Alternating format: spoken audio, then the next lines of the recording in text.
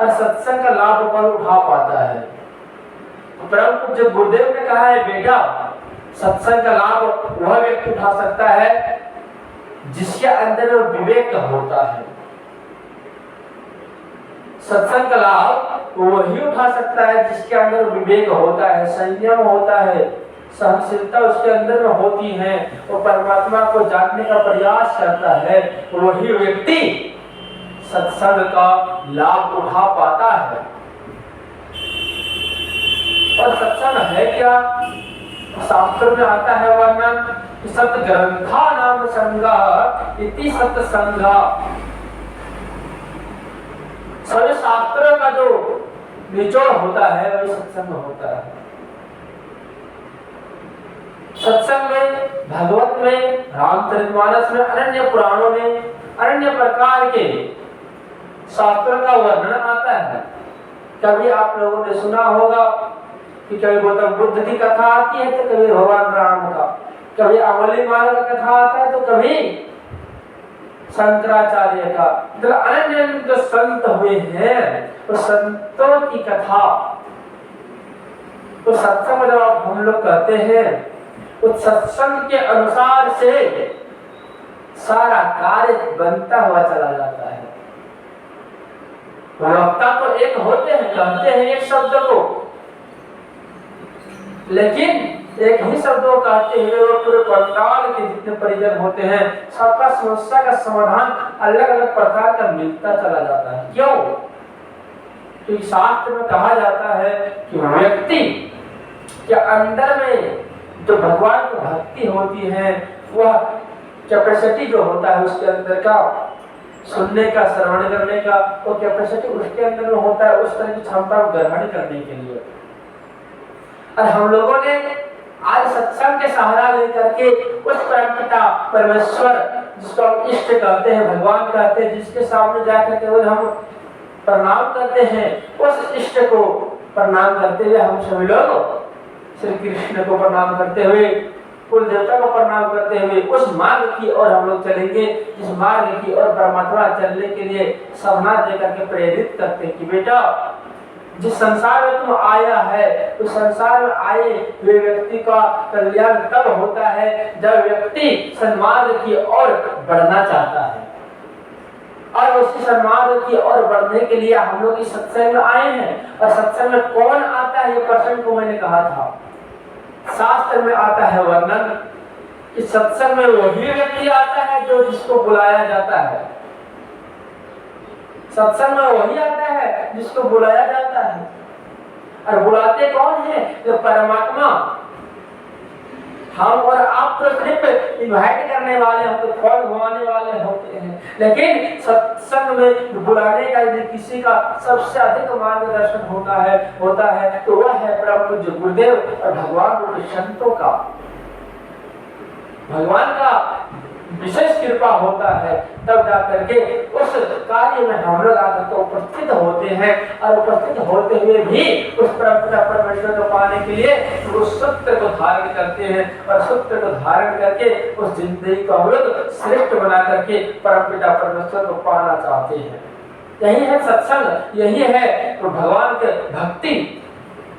अरे बात बोलो हम लोगों को, भगवान की भक्ति पूजा पाठ से नहीं होता, भगवान की भक्ति फूल चढ़ाने से नहीं होता, भगवान की भक्ति फल चढ़ाने से नहीं होता, भगवान की भक्ति संसार के पापों को मिटाने से होता है और पुण्यों का उदय करने से होता है। भाव से परमात्मा का पूजा पाठ करोगे तो भगवान को फूल की जरूरत नहीं, फल की जरूरत नहीं, भगवान को कहीं मिष्ठान की व्यवस्थाएं करने की जरूरत नहीं, भगवान को केवल भाव ही प्रिय होते हैं। इसलिए भगवान कहते हैं कि भाव का भूखा होवे, भाव ही एक सार है, भाव से जो मुझे भजता है उसका बेड़ा पार है। भाई बहनों, हम और आप भी चाहें कि भगवान को भाव समर्पित करते हैं तो भगवान अवश्य ही उस कार्य में संलग्न होकर के आपके भाव को स्वीकार करते हैं और भाव से जो आप मानते हैं, सोचते हैं, करते हैं और विचार करते हुए श्रेष्ठ मार्ग की ओर चलने की प्रेरित करते हैं, उस मार्ग को परमात्मा श्रेष्ठ बना करके पुण्य को प्राप्त करवा देते हैं। मनुष्यों का औकात तो कुछ है नहीं, लेकिन भाव से देखो जो भाई दे तो छोटा सा भाव की भक्ति वो दुनिया वाले को तारने की शक्ति उस भक्ति में होती है। और मुक्ति कब मिलता है? तो मरने के बाद। और भक्ति कब होता है? जीते जी करना। भक्ति करोगे जीते जी तो मरने के बाद मुक्ति नहीं मिलेगी, कन्फर्म नहीं है, लेकिन जीते जी मुक्ति मिल जाएगा, ये कन्फर्म है। परम पूज्य गुरुदेव पंडित श्री राम शर्मा आचार्य, वेद मूर्ति तपोनिष्ठ पंडित श्री राम शर्मा आचार्य और युग दृष्टा, दुनिया को बदलने वाला जो गुरु हुए हैं शंकराचार्य, भगवान के जैसा, देवता के जैसे कौन? तो परम पूज्य गुरुदेव पंडित श्री राम शर्मा आचार्य ने कहा है कि बेटा तुम मेरा कार्य कर, मैं तुम्हारा कार्य करूंगा। धर्मो रक्षति रक्षता। जब आप परमात्मा का एक कार्य करते हो ना निष्ठा से, तो परमात्मा को अनेक कार्य करके उस सन्मार्ग की ओर ले जाते हैं। क्योंकि भगवान जितना आप देते हैं उनसे लाखों गुना अधिक बना करके आपको देते हैं। थोड़ा सा दोगे तो अधिक बना करके दे देंगे। वो परमात्मा का लक्षण है कि तुम दो और पाओ। कृपा का मतलब क्या होता है? का मतलब होता है करना, और पा मतलब होता है पाना। करोगे तो पाओगे और नहीं करोगे तो नहीं पाओगे। इसलिए भगवान के कार्यों में करो और फिर पाओ।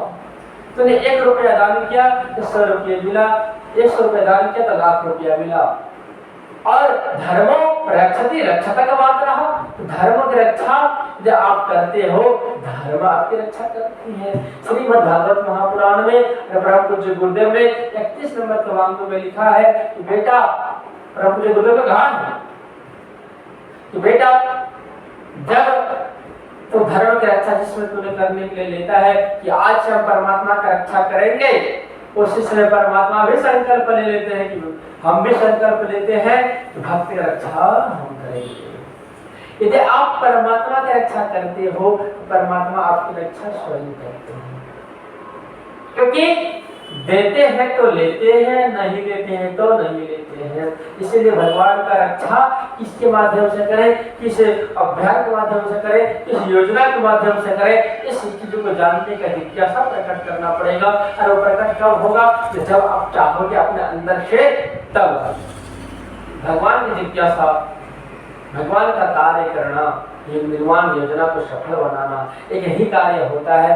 केवल वह भगवान की भक्ति और केवल भगवान के भाव से। भगवान अन्न नहीं खाते, भगवान आहार नहीं खाते, भगवान रस मत्स्य है, भगवान रस को खाते हैं। रस मतलब कौन? भगवान को भोजन लगाते हैं 4 रोटी, ठीक है, सब्जी, दाल, सब्जी, क्या कुछ बना हुआ, जितना सारा चीज बना हुआ रहता है, हम लोग क्या करते हैं? पेट में सज लेते हैं, उस जाकर के भगवान को भोग लगा देते हैं। तो भगवान खाते हैं क्या? बोलो, भगवान कभी खाते तो हैं लेकिन दिखाई नहीं पड़ता। 4 का 4 रोटी रह जाता है, दाल उतने को उतने रह जाता है, सब्जी उतने से उतने ही रह जाता है। और क्या, जितने सामग्रियों को दिए हैं सामग्री की सामग्री सब उस प्रकार रह जाता है, पता भी नहीं चलता कि भगवान खाए हैं या नहीं। ब्रह्म पूज्य गुरुदेव ने कहा है भगवान रसोवश्य है, भगवान अन्न को नहीं खाते हैं। अन्न के अंदर जो भाव छुपा हुआ है उसको रसोवश्य, जिसके अंदर रस होता है, भगवान तो केवल अन्न के जो रस होते हैं उस रस को पी जाते हैं, खा जाते हैं। परम पूज्य गुरुदेव ने कहा बेटा दुनिया का व्यक्ति आज पागल हो गया है, इस पागल को सुधारने का एक ही रास्ता है कि केवल भगवान की भक्ति करना। और भक्ति कब होता है? कि जब भगवान के कार्य में तुम्हारा मन लग जाता है, तब जाकर के भक्ति होता है।